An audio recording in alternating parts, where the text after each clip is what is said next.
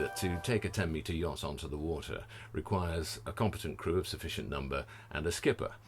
It involves reading the water, reading the weather, putting up the sails, pulling on ropes, tying knots, and holding a course to steer, as well as, most importantly, avoiding other vessels on the water.